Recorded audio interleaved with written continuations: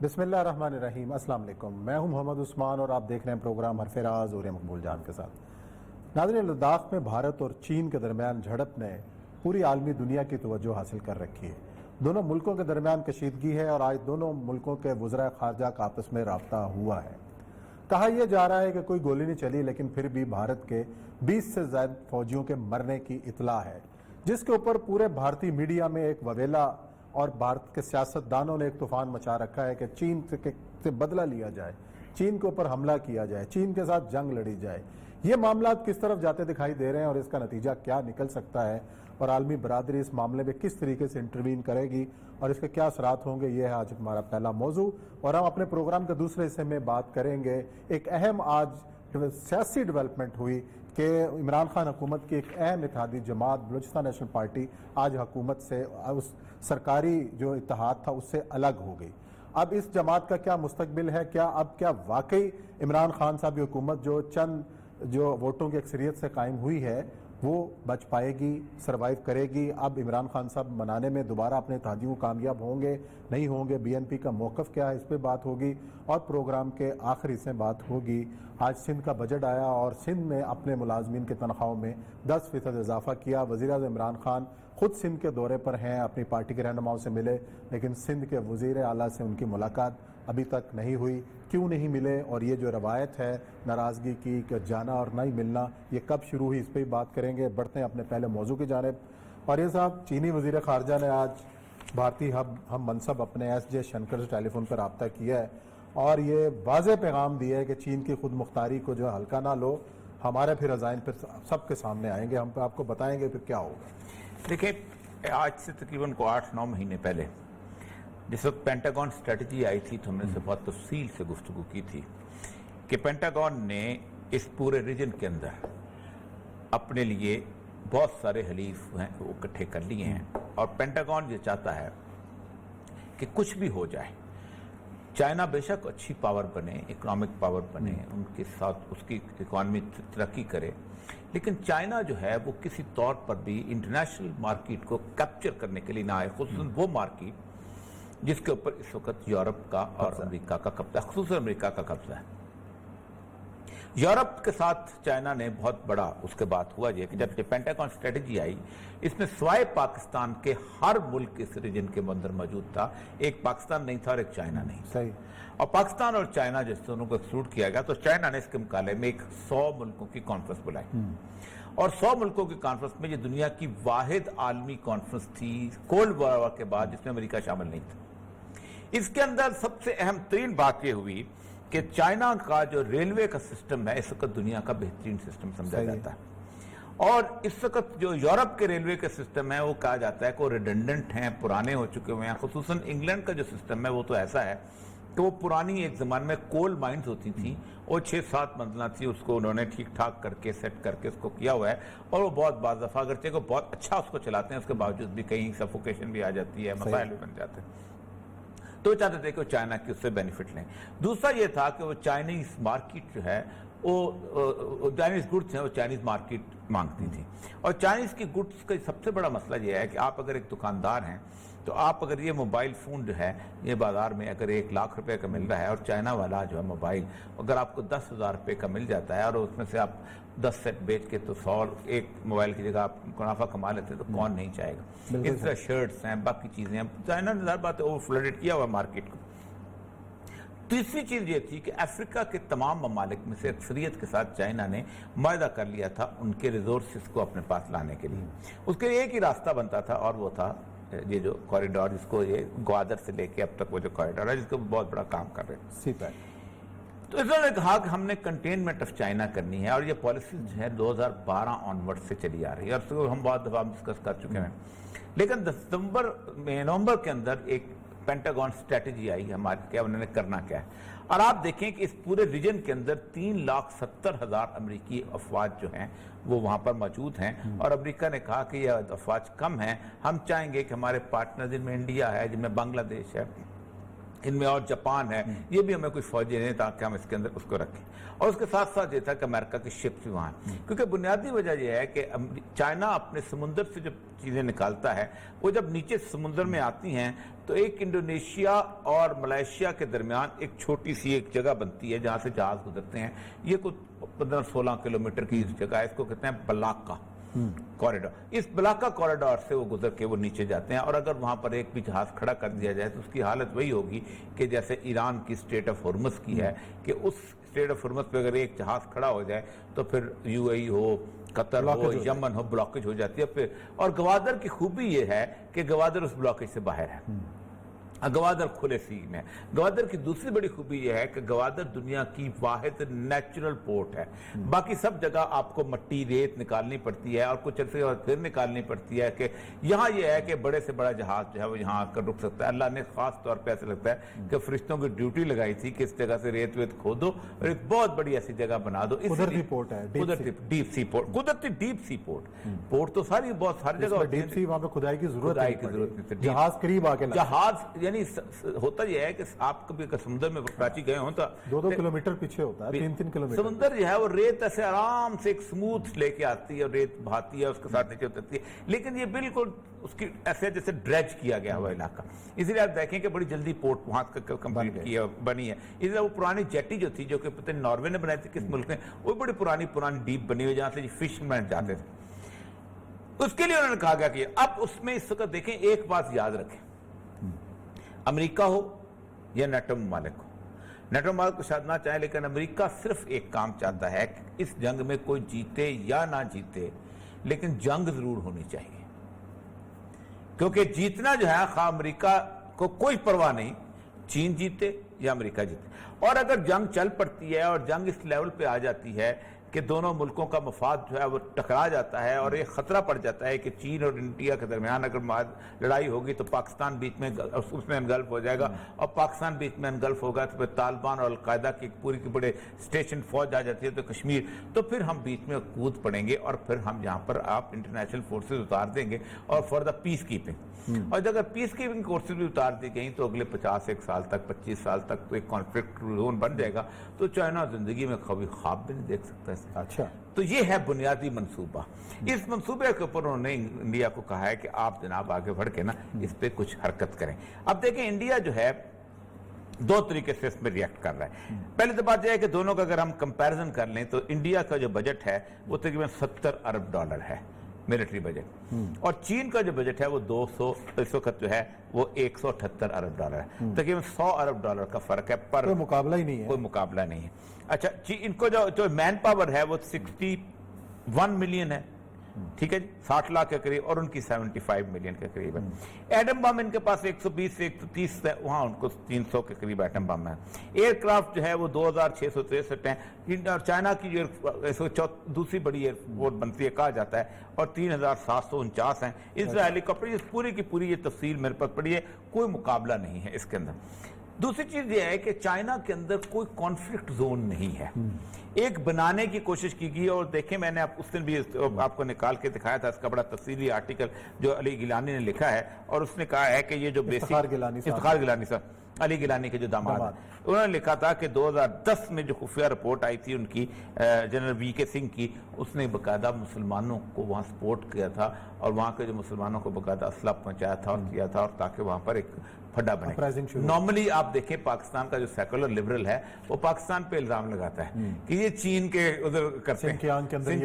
یہ دیکھیں میں اس کے پاس بھارتی کابینہ موجود وزیر ریٹائرڈ بی کے سنگھ جب 2011 فوجی مقرر تو انہوں نے ایک انتہائی خفیہ یونٹ ٹیکنیکل سروسز ڈویژن تشکیل دیا، اور اس کی جو رپورٹ آئی ہے اس رپورٹ میں جو انکشافات ہوئے ہیں انہوں نے کہا کہ یہ جو بھارتی جنتا پارٹی میں آ گیا کہ اس خفیہ رپورٹ کے تحت انہوں نے کشمیر سے اپنے انٹیلیجنس آفیسر کو نکال کے چائنا میں ڈالا تھا، اور یہ سارا انڈین دماغ کے اوپر تھا. تو اس کا مطلب یہ ہے کہ وہ معاملہ بھی وہاں خراب ہو جائے. چائنا میں کوئی ایسی اپ رائزنگ والی کیفیت نہیں ہے. پھر چائنا کا جو ایک جو ہوا ہے کہ موبائل جو لائف سٹائل ہے وہ بہت بدلا ہے، ان کا سٹینڈرڈ آف لیونگ بہت ریز ہوا ہے. چائنا میں اس طرح کی پاورٹی نہیں جیسی انڈیا کی پاورٹی ہے. پھر انڈیا کے اندر سب سے بڑی بات یہ ہے کہ جس جگہ پہ انڈیا لڑنا چاہتا ہے چائنا کے ساتھ 2 جگہیں ہیں. ایک ہے اس کی آسام کی، جسے چکن نیک کہتے ہیں اور دوسرا ہے اس کا لداخ کی. چکن نیک کو کہتے ہیں سلگری کوریڈور. وہ ہے بیسیکلی نیپال، بنگلہ دیش، بھوٹان اور اس کے بعد اس کے علاقے کے درمیان ایک باریک سی پٹی بنتی ہے. آپ اوپر جائیں نا تو وہ پٹی کو 24 کلومیٹر کی پٹی ہے اور اس 24 کلومیٹر کی پٹی کو اگر بند کر دیا جائے تو انڈیا کی 7 ریاستیں ایسی ہیں جو انڈیا سے کٹ جائیں. لیکن یہ جو سارے جو اعداد و شمار ہیں ارد گرد کے بھارت کے جو تمام ملک ہیں بھارت کے خلاف. اچھا اب ہوا یہ ہے کہ جب انڈیا نے پنگے لینے شروع کیے، ہوا یہ ہے کہ انڈیا صرف وہاں پر جا کے تو وہاں اپنی کارروائی آگے کرنا ہے، کیونکہ ظاہر بات ہے انڈیا سڑک بنائی اس نے نیپال میں جا کے جس میں رولا مچا. نیپال کے تو وہ والا تھا نا، وہ کیا نام ہے بڑی فیمس جو ہے کالا پانی والا، وہ روڈ بنانے کی کوشش کی تاکہ انڈیا چائنا نے نیپال کا بھی نہیں بولتا تھا. اب چائنا نے نیپال کے اوپر سر کے اوپر ہاتھ رکھ دیا کہ بھائی جان آپ آرام سے. ایسی صورتحال کے اندر بھارت یہ لڑائی لڑ سکتا ہے جب اس کے تمام ہمسایہ ملک اس کے خلاف، چین نے اس کا گردن دبوچ لی، پاکستان ادھر سے پڑ گیا. ایک بات بتاؤں، مسئلہ سارا یہ ہوتا ہے کہ یہ جو ریلیجس فرور کے تحت آپ لوگوں کو کھڑا کرتے ہو نا، یہ مقدس جنگ جو ہے یہ ہم نے نہیں لڑی صرف مسلمانوں نے، دنیا پوری میں مقدس جنگ کا حال یہی ہے.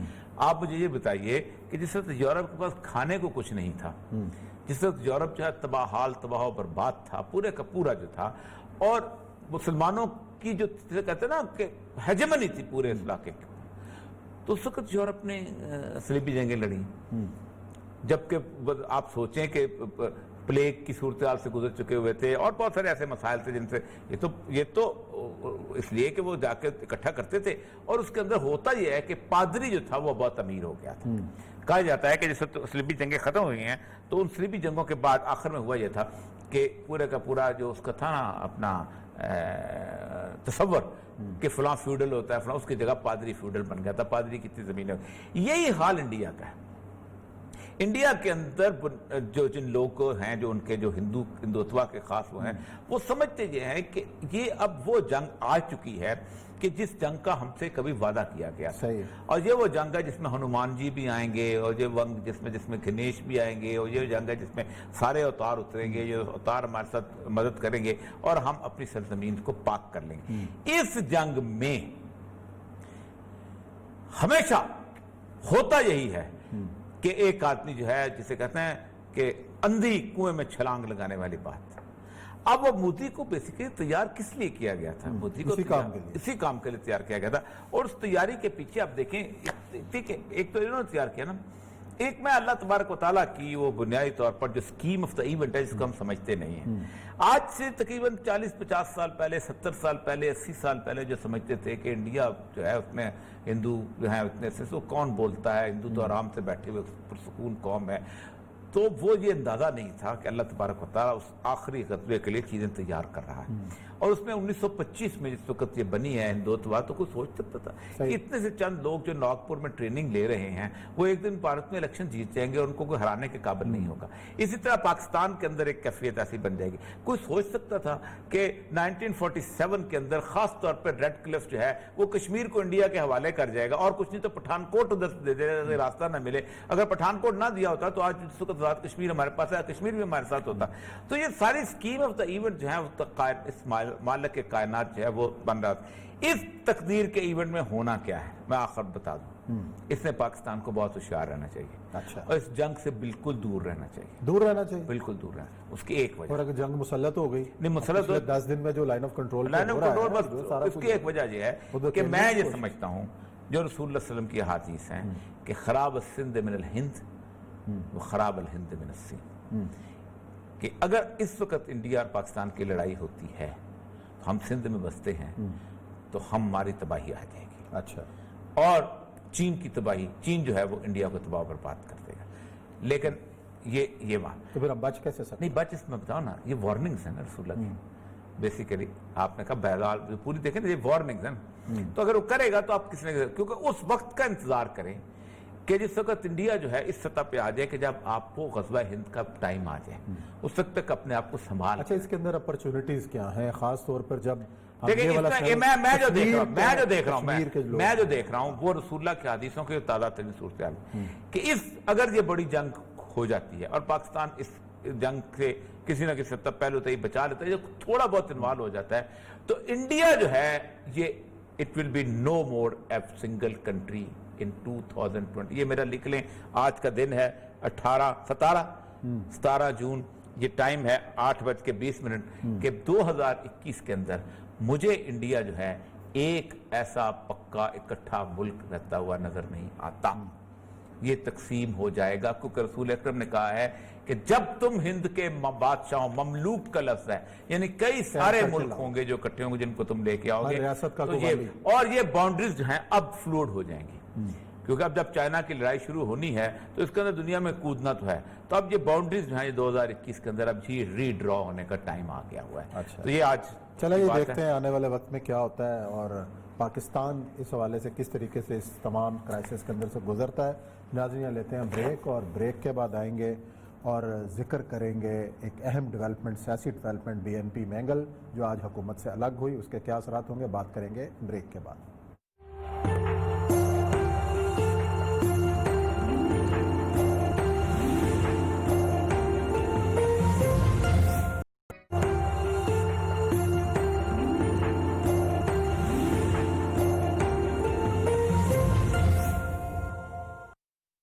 بڑے ہمیں کہتے تھے, لیکن ہم نہ سمجھتے, ان کی بات نہیں سمجھتے تھے. کہتے تھے بابو جی دھیرے چلنا, بڑے دھوکے ہیں اس راہ میں. تو ہماری پارٹی کا سینٹرل ایگزیکٹو کمیٹی کے کئی اجلاس ہوئے, ہم نے یاد دہانی بھی کرائی اتحادیوں کو, ان کو شاید ہماری ضرورت نہیں تھی. تو آج باقاعدہ بلوچستان نیشنل پارٹی کی سینٹرل کمیٹی کے فیصلے کی توجہ سے PTI سے میں اپنی پارٹی کے اتحاد کے خاتمے کا باقاعدہ اعلان کرتا ہوں. جی ناظرین, پروگرام میں خوش آمدید. آپ نے بات سنی, اختر مینگل نے آج پارلیمنٹ میں یہ گفتگو کی اور باضابطہ طور پر PTI کی حکومت سے الگ ہونے کا اعلان کیا. ان کے الگ ہونے سے کیا واقعی PTI کی حکومت خطرے میں ہے, وفاق خطرے میں ہے؟ اب PTI کی سیاست اور حکمت عملی کیا ہوگی, اور خود BNP نے اب کیا فیصلہ کیا ہے؟ کیا حکومتی بینچوں پہ بیٹھے گی یا اپوزیشن کا رخ کرے گی؟ اس پر ہمارے ساتھ BNP کے اہم رہنما ثنا بلوچ نے ہمیں کوئٹہ سے جوائن کیا ہے, ان سے پوچھیں گے. السلام علیکم ثنا صاحب. وعلیکم السلام. جی ثنا صاحب, ابھی ہم نے گفتگو سنائی اختر بلوچ مینگل صاحب کی, انہوں نے جو آج اناؤنسمنٹ کی علیحدگی کی. اب آپ کی اسٹریٹجی, حکمت عملی کیا ہے؟ آپ حکومتی بینچوں میں بیٹھیں گے یا اپوزیشن میں شامل ہوں گے؟ کیا حکمت عملی بنائی ہے, یا وفاق آپ کو پھر منا لے گا اور آپ پھر عمران خان صاحب کے ساتھ کھڑے ہوں گے؟ کیا حکمت عملی ہے؟ عثمان صاحب, آپ اور سینئر تجزیہ آپ معاملات کو سمجھتے ہیں. ہم نے جو حکومت سے الگی کا فیصلہ کیا, یا ہم حکومت میں جو اتحادی کے طور پر ہم اس کا حصہ تھے, ہم نے کوئی وزارت نہیں لی تھی, ہم نے کوئی مشاورت ان سے نہیں تھی, کوئی مشیری کے عہدہ نہیں لیا تھا, ہم نے ان سے کوئی فائنینشیل یا اور کوئی پولیٹیکل بینیفٹس نہیں لیے تھے. ٹھیک سمجھتے ہیں کہ بلوچستان 15-20 سال سے بہت ہی مشکل حالات سے گزر رہا ہے. لہذا اگر عمران خان صاحب کی PTI کی جو حکومت آئی ہے اس کے ساتھ ہے, بدحالی ہے, بدامنی ہے,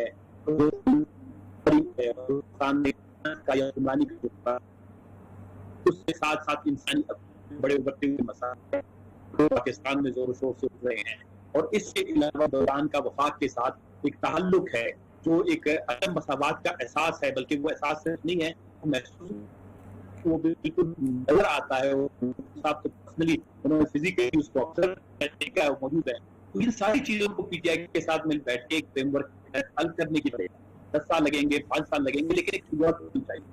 بدقسمتی سے جب ہم نے یہ فریم ورک بنایا اور ہم نے جو 6 نکات پہلے جب ان کو 2018 میں الیکشن ہوئے, جولائی میں 2018 کے اگست میں جب PTI کی حکومت بننے والی تھی, تو ان کو ہمارے ووٹ کی ضرورت تھی پرائم منسٹر کے لیے. ہم نے جب ان کو وہ الیکشن کے لیے وہ ووٹ دیا پرائم منسٹرشپ کے لیے, اس وقت ہم نے 6 نکات ان کے ساتھ سائن کیے. ان 6 نکات میں یہ ساری چیزیں شامل تھی کہ کس طریقے سے بلوچستان کے معاملات کو آگے بڑھایا جا سکتا ہے.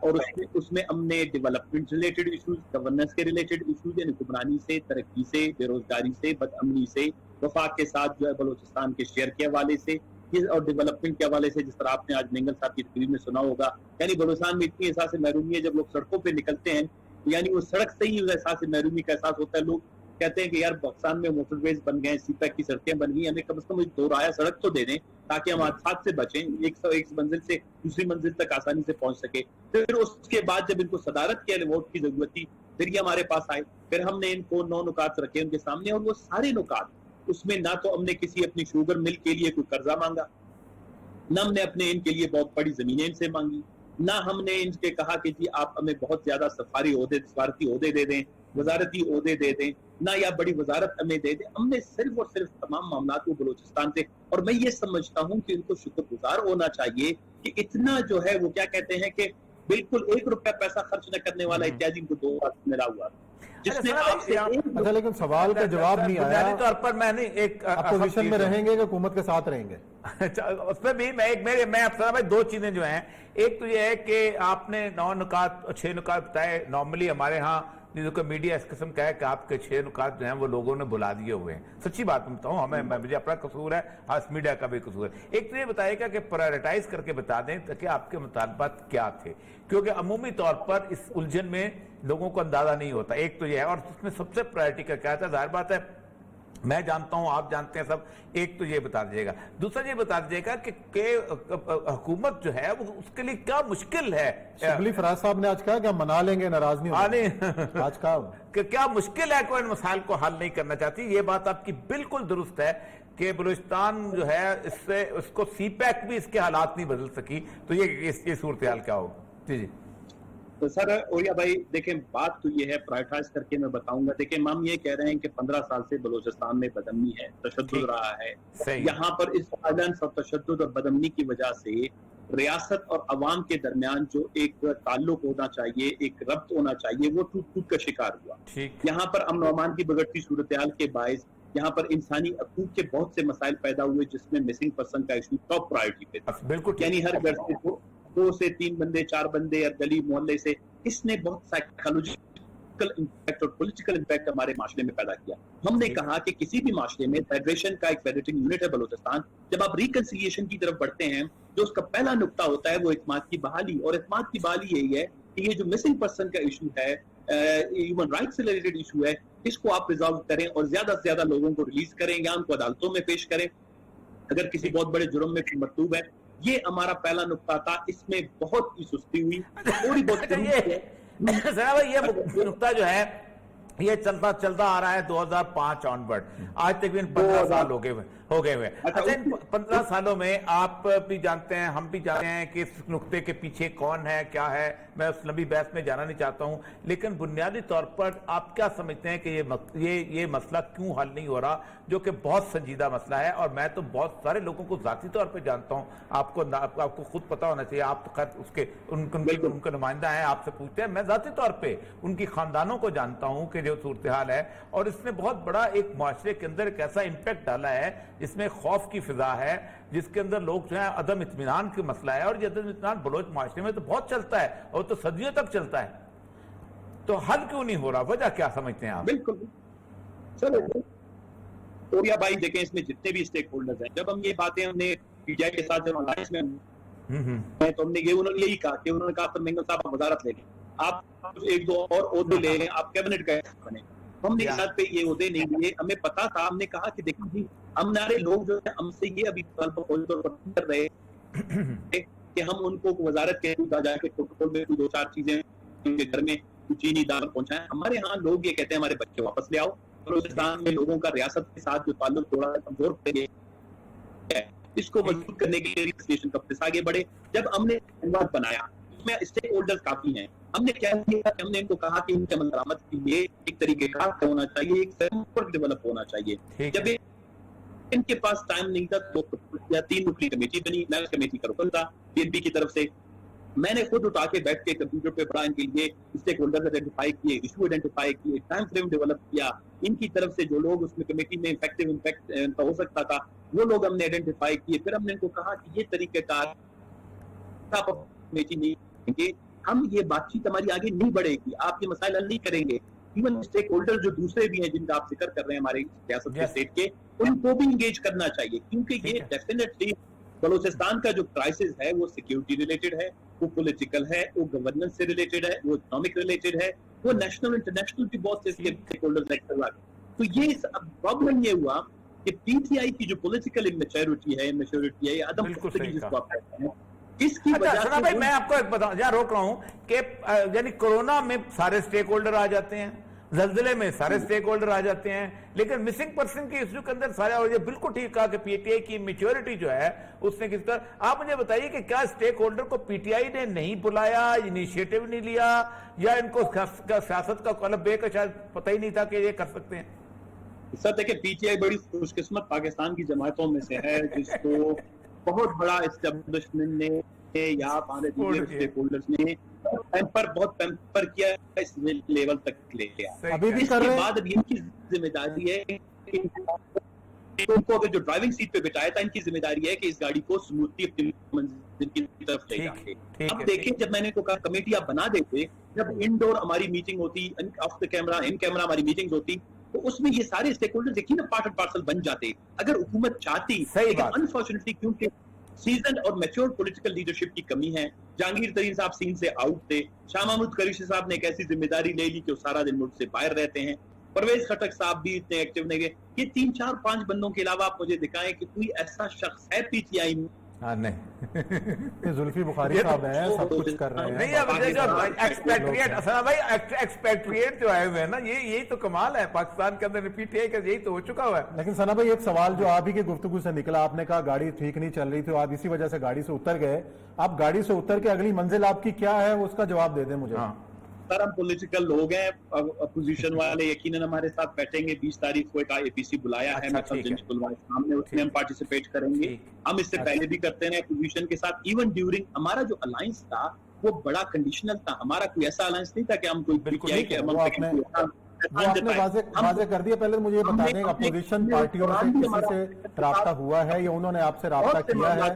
یعنی شہباز شریف کی چاہے اگر وہ اسمبلی میں کیا کہتے ہیں کہ پروڈکشن کے آرڈرز ہوں، یا پھر پیپلز پارٹی کے پروڈکشنز کے آرڈرز ہوں، یا آپ کے باقی پاکستان میں جو بھی ایشوز ہوئے ہیں، ہم نے اپوزیشن کا جائز چیزوں پہ مل کے ساتھ دیا ہے۔ ہم ابھی بھی اگر حکومت یہ سمجھتی ہے، میں یہ سمجھتا ہوں کہ پاکستان بہت بڑے پولیٹیکل کرائسس سے گزر رہا ہے، سیکیورٹی کرائسس سے گزر رہا ہے، اکنامک کرائسس سے گزر رہا ہے، ابھی یہ پینڈیمک جو آیا ہے یہ پاکستان کو، اور ساتھ میں ابھی یہ جو لوکوسٹ کا جو ہمارا آیا ہے جس کو ہم کہتے ہیں لوکسٹ کا، جی یہ آپ کے لوکسٹ، یہ فوڈ سیکیورٹی کے حوالے سے کرائسس کہا رہا ہے۔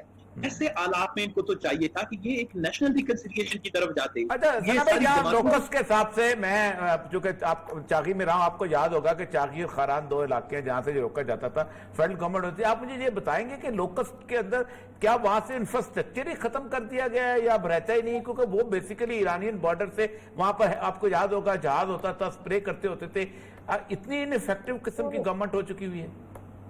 سر انسٹیٹیوشنز اتنے ڈکلائن ہو گئے، میں نہیں کہہ رہا ہوں کہ بلوچستان میں گورننس کا کرائسس یا پاکستان، یہ تو فیڈرل گورنمنٹ کا ایشو ہے، یہ تو فیڈرل گورنمنٹ کا پلان پروٹیکشن کا ایک ادارہ ہوا کرتا تھا، بہت افیکٹو۔ آج صرف ایک ٹوٹی پھوٹی گاڑی جو ہے وہ صرف کوئٹہ میں ان کا ایک ریپرزنٹیشن ہے، 2-3 اس کے آفیسرز ہیں، یہ ڈپارٹمنٹ ختم ہو گیا۔ آسٹریلیا میں اس پہ کمیشنز ہیں، ریسرچ ہیں، کمیٹیاں ہیں، یہ پاکستان میں 8-10 سال کے بعد آتا ہے، قید سالی آتی ہے۔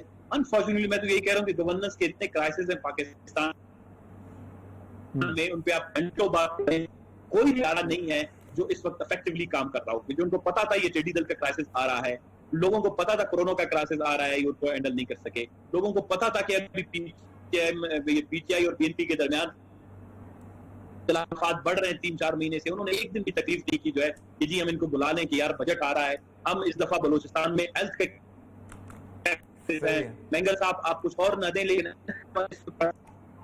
ایک کنسلٹیشن نہیں، آپ کہتے ہیں اتنی بڑی بجٹ بنا لی ٹریلینز آف روپیز کا، لیکن آپ اپنے جو آپ کے بلوچستان میں آپ کے دستے راست ہیں، اور پھر بی این پی کی لیجٹمیسی آپ نے دیکھی ہے، نمبرز ڈزنٹ میٹر۔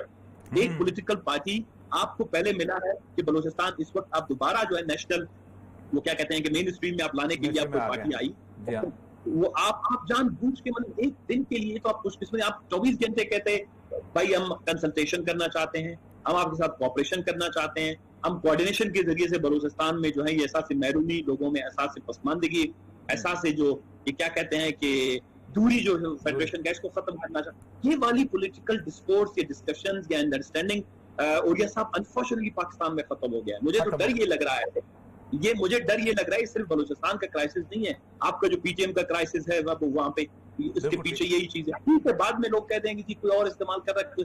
بھائی استعمال بعد میں, اگر آپ اپنے معاشرے کے اندر اپنے بچوں کو اپنے شہریوں کے ساتھ گپ شپ کا, ان کے لب و لہجے کا, ان کے ساتھ پولیٹیکل ڈائلاگ کا آپ کے پاس کوئی میکینزم ہی نہیں رہے, ختم کر رہے ہیں سارے, تو پھر تو ڈیفینیٹلی کوئی اور 1000 فرینڈ. سنا بھائی اس میں دو چیزیں ہیں. میں جب تک ظاہر بات ہے پولیٹیکل صورتحال جو ہے کہ اس میں دو چیزیں, ایک تو یہ ہے کہ پی ٹی آئی کی میچورٹی تو اس سے تو کوئی نیا نہیں.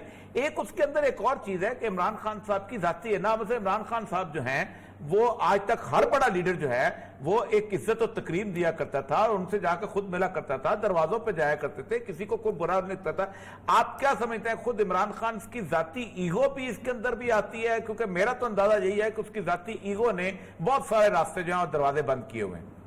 سر پرابلم یہ ہے کہ وہ ہر آدمی کو اپنا فین سمجھتا ہے کہ میں شاید کرکٹر ہوں, انہوں نے میچ دیکھے ہوں گے, یہ میرے گراؤنڈ میں بیٹھے ہوئے لوگوں میں سے ایک ہے. He doesn't understand.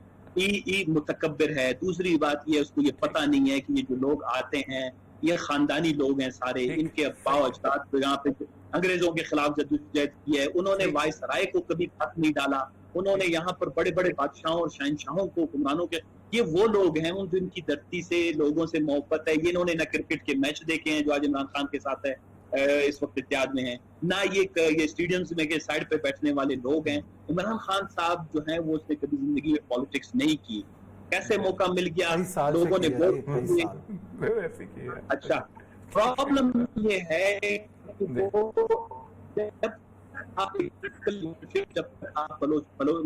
پاکستان بہت ڈائیورس اور خوبصورت ملک ہے. اس خوبصورتی کے ساتھ اس میں کچھ کمپلیکسٹیز ہیں, کلچرل کمپلیکسٹیز ہیں, جو ہے ایتھنک کمپلیکسٹیز ہیں, کچھ ریجنل کمپلیکسٹیز ہیں, لیکن یہ کمپلیکسٹیز آپ کے لیے فائدہ مند بھی ہو سکتی ہیں اگر آپ کے پاس. اچھا ثنا بھائی, ایک سوال جو میں نے پہلے کیا تھا اس کا مجھے جواب نہیں ملا کہ آج کے بعد آپ اپوزیشن بینچوں میں بیٹھیں گے یا حکومتی بینچوں میں بیٹھیں گے یا 20 کی اے پی سی کا انتظار کریں گے؟ سر اس میں ابھی ہماری ڈیفینیٹلی پولیٹیکل لیڈرشپ, ہم تو یقین ہے اب جب ان سے خیال ختم ہو گیا تو ہم اپوزیشن نہیں ہے. تو کوئی تیسرا بینچ تو تھا, ہم تو اب انڈیپینڈنٹ تھے. ویسے انڈیپینڈنٹ رہتے ہوئے ہم نے حکومت کی حمایت کی تھی. جب ہماری انڈیپینڈنٹ پوزیشن ختم ہوئی, ہم آٹومیٹکلی ابھی اس وقت اپوزیشن کا حصہ ہیں. جی بہت بہت شکریہ سنا بھائی, انشاءاللہ وقت ملا تو کوئٹہ آئیں گے, انشاءاللہ تو ملاقات ہوگی. جی بہت بہت شکریہ. بہرحال جی انہوں نے جو بات کہی ہے, اور آج سندھ میں ہیں وزیر اعظم اور وہاں بھی ملاقات نہیں ہوئی, ان کے ساتھ نہیں ہے, ادھر بھی یہی کہتا ہے بنیاد طور پر سمجھتا ہے پاکستان فین ہے اس کا, اور یہی ہم آج بول رہے ہیں. یہ کورونا کو تباہ ہوا ہے, صرف عمران خان کی متکبر ایٹیٹیوڈ کی وجہ سے تباہ ہوا ہے. آج وہ سندھ گئے ہیں, آپ اندازہ کریں کہ یہ وہ کیفیت, اگرچہ کہ میں اس کو ذمہ دار. اچھا اور یہ صاحب یہ سندھ گئے ہیں, آج وزیر اعلیٰ سندھ سے نہیں ملے, تو کیا روایت ہی آج کی یہ پرانی روایت؟ بے نظیر بھٹو پنجاب آتی تھی, گورنر ریسیو کرتا تھا, اور نواز شریف صاحب نے دیکھیں پاکستان کی سیاست کو بہت سارے لوگوں نے 30 سال پیچھے ہی چل رہے ہیں ہم, اور نواز شریف بھی یہی کرے گا. وہ بھی یہی تبدیلی کہاں گئی جس کے نعرے لگا کے آئے تھے ہم, کچھ تو تبدیل ہونا ہے. عمران خان صاحب جو ہے وہ بنیادی طور پر اس سارے فریم ورک میں آ چکے ہوئے ہیں. عمران خان بنیادی طور سمجھتا ہے کہ وہ کرکٹ کی ٹیم ہے, اس ٹیم میں کرکٹ کے جس طرح ان کو ڈانٹ کے اکٹھا کرتا ہے, جس بندے کو یہی نہیں پتا کہ چیف منسٹر کے اندر اور وسیم اکرم کے اندر زمین آسمان کا فرق ہوتا ہے. آپ اندازہ کریں کہ خود مرکز اور پنجاب میں اس وقت دوری ہے, سندھ میں دوری ہے, بلوچستان کی آپ نے بات سن لی, کے پی کے اندر کی صورتحال آپ کبھی جا کر لوگوں سے پوچھے تو اگر عمران خان, میں بنیادی طور پہ سمجھ رہا ہوں کہ اگر عمران خان صاحب کو کوئی جولٹ نہ لگا اور ان کو یہ کسی نے بتایا نہ کہ جناب آپ عقل کل نہیں ہیں, تو پاکستان کا بہت بڑا نقصان ہو جائے گا. دیکھیں نا, آپ اندازہ کریں کہ آپ اپنے چھوٹے چھوٹے 4 بندوں کو بھیجتے ہیں, جاؤ اس سے مذاکرات کر لو, آپ آسمان سے اترے ہو. نہیں, وہ جو ثنا بلوچ نے بات کہی ہے کہ جہانگیر ترین مائنس آپ کے جہانگیر ترین شامت قریشی اور پرویز خٹک مائنس, اور اب وہ کہتے ہیں جو معاملہ چلا سکتے تو وہ منظر سے غائب ہیں. یہ تینوں وہ ہیں کہ جو پی ٹی آئی کی لاٹ نہیں ہے, یہ پی ٹی آئی کے اندر انٹرنٹ ہیں. پرویز خٹک لیکن سیاسی سوجھ بوجھ تو رکھتے ہیں, جا کے مذاکرات کرتے رہے ہیں, خاص طور پرویز خٹک, شامت قریشی. اکرم مینگل صاحب ایک عزت دار گھرانے کے آدمی, بات صحیح کر, ان کی سگل ہے, سب کچھ ہر چیز ہے, لوگ ان کے ساتھ عزت و توقیر سے پیش آتے ہیں, سب کچھ کرتے ہیں. اسی طرح آپ مراد اس کو کچھ کہہ دیں, آپ کرتے کیا ہو, آپ چھوٹے چھوٹے چتونگڑے رکھے ہوئے ہیں, ان کو آپ جب مائک پکڑا دیتے ہو, جا کے بکواس کرتے رہتے ہیں. یعنی آپ سامنے خود بھی نہیں آتے ہو, ایک آپ نے پتا نہیں مراد سعید کو آپ لوگ چلاتے جا کہ آپ نے ہیرو بنا لیا بہت میڈیا اچھی نے. گفتگو کرتے ہیں مراد سعید صاحب، بہت اچھی گفتگو کرتے ہیں، میں بنیادی طور پہ ڈیبیٹ دبنگ انداز سے وہ جواب دیتے ہیں. بھائی بہت شریف. آپ مجھے بتائیں ان پہ کیا اعتراض؟ نان سیریسنس کا عالم یہ ہے کہ بجٹ کے اوپر بجٹ پیش ہوا ہے، آپ تقریریں اٹھا لیں پی ٹی آئی کے لوگوں کی، ایک چیز بھی بجٹ کے اوپر ڈسکس نہیں کی ہوئی، انکلوڈنگ اسد عمر. یہ بجٹ ہے کہ تمہارا لیڈر باہر بھاگا ہوا ہے، یہ بجٹ ہے کہ تم نے یہ کیا ہوا ہے، یہ بجٹ ہے کہ تم یہ کرتے ہو، یہ مراد سے یہ بجٹ کیا کچھ بھی نہیں. Seriousness of the. اسی طرح کورونا کے اوپر بھی کوئی سیریسنس. حل کیا ہے؟ مسئلہ تو یہ، ہم تو بار بار یہ گفتگو کرتے ہیں سر جمہوریت میں حل پتہ کیا ہوتا ہے؟ جمہوریت میں حل یہ ہوتا ہے کہ go back to the people. اتفاق رائے لوگوں کے پاس جاؤ، لوگوں کے پاس جاؤ، الیکشن ہونے، الیکشن کرو، ریفرینڈم کرو، کچھ کرو. اگر آپ یہ سمجھتے ہیں سسٹم فیل ہو گیا، ریفرینڈم کراؤ، صدارتی الیکشن ہو، صدارتی نظام آنا چاہیے کہ نہیں آنا چاہیے. اگر نہیں سسٹم فیل ہو، کچھ کرو، لوگوں کے پاس جاؤ اور لوگوں سے پوچھو کہ تمہارا، اور تاکہ عمران خان کو پتہ چلے کہ اس کی پاپولیرٹی کا لیول کتنا رہ گیا ہوا ہے. کون پوچھے؟ پبلک جائے، لوگ کھڑے ہو. مسئلہ پتہ ہے کہ جو پہلے دن میں جو جس بات پہ پی ٹی آئی کے لوگوں نے مجھے گالیاں دی صرف اس بات کے کہ آپ نے عمران خان کو دیوتا بنا کے رکھا ہوا ہے. چلو میں پیغمبر کی بات کو چھوڑ دیتا ہوں اس وقت. عمران خان کو دیوتا بنا کے رکھا ہوا ہے. آپ عمران، ہر بندہ اندر سے سمجھتا ہوتا ہے، کہہ رہا ہوتا ہے کہ یہ غلط کر رہا ہے. کورونا کے معاملے میں 80% پی ٹی آئی کے لوگ سمجھتے ہیں کہ عمران خان غلط پالیسی دیتا ہے، لیکن ٹی وی پہ آ کے ڈیفینڈ کرتے ہیں. یہی نون لیگ کا مسئلہ ہے، یہی اس کا چیزوں کو کس نے ہائی لائٹ کرنا؟ اپوزیشن نے کرنا ہے نا. اپوزیشن کہاں ہے؟ ختم. یہی مسئلہ پاکستان کا، یہی تو مسئلہ ہے. تو پھر ایک بات بتاؤں آپ کو، جو لائے ہیں وہی نکالے. اچھا چلیں دیکھتے ہیں جی کیا ہوتا ہے اور کیا آگے کا لائن. جو لاتے رہے سب کو وہی لاتے رہے، سب کو لاتے رہے، ایک کو نہیں، سب کو لائے. مجھے تو نہیں لگ رہا. اسٹیبلشمنٹ تو سب کی ہو نا. ابھی تو نہیں، مل ملا کے حکومت کر رہے ہیں. اللہ اللہ خیر صلی اللہ.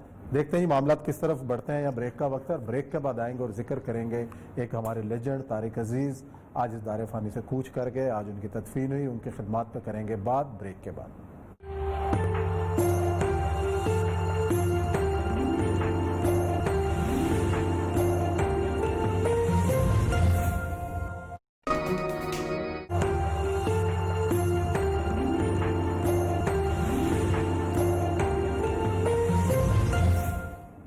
جی ناظرین، پروگرام میں خوش آمدید. آج ہمارے ملک کے بڑے لیجنڈ طارق عزیز آج دنیا سے رخصت ہوئے. آج ان کو لاہور میں سپرد خاک کر دیا گیا. کیا انسان تھے، ادب کا ایک ایسا شخصیت کہ جس سے لوگوں نے تلفظ سیکھا، جس سے معلومات. نیلام گھر ان کا ایک بڑا مشہور پروگرام جو دلوں کی دھڑکن. قومی اسمبلی کے رکن بھی رہے اور یہ صاحب لاہور سے الیکشن لڑا. بعد میں سپریم کورٹ حملہ کیس کے اندر نااہلی کی بھی سزا انہیں بھگتنا پڑی، لیکن کمال آدمی تھے. لیکن لاہور میں انہوں نے الیکشن لڑا تھا عمران خان کے خلاف، اور عمران خان کو ووٹ ملے تھے 4000 اور طارق عزیز کو ملے تھے 50000. نہیں، اس سے زیادہ تھے ووٹ. 51,000. 4000 عمران خان کو ملے تھے.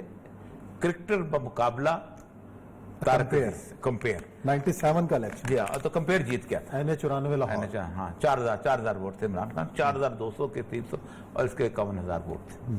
تو ایک تو بات یہ ہے کہ طارق عزیز، لیکن اس الیکشن میں 97 کا جو عمران خان کے نیچے والی سیٹ تھی صوبائی اسمبلی کی، سردار ایاز صادق صاحب پی ٹی آئی کے امیدوار تھے عراق کے نشان پہ، اور انہوں نے اس وقت 32,000 ووٹ، سب سے زیادہ پنجاب میں. تو بس یہ نا پاکستان میں پارٹی پوزیشن اس لیے ہم کہتے ہیں کہ میچورٹی نہیں ہے، کہ پارٹی پوزیشن بالکل اور طرح کی ہے.